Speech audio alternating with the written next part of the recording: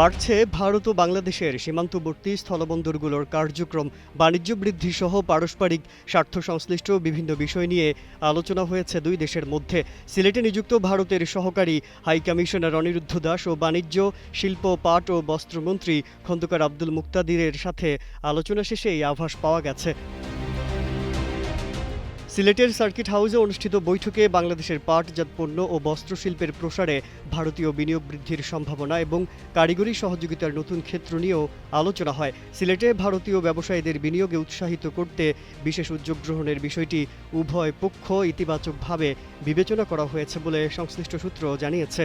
পদ্মা সেতু, metro rail এবং elevated expressway নির্মাণের গর্বিত অংশীদার বসুন্ধরা সিমেন্ট। ভারতীয় প্রতিনিধির সঙ্গে সাক্ষাৎ শেষে বাণিজ্যমন্ত্রী খন্দকার আব্দুল মুক্তাদির গণমাধ্যমকে জানান, ভারতের সঙ্গে বাংলাদেশের বন্ধুত্বপূর্ণ সম্পর্ক দীর্ঘদিনের। বাণিজ্য ও শিল্প খাতে সম্পর্ককে আরও শক্তিশালী করতে উভয় দেশ আন্তরিকভাবে কাজ করছে।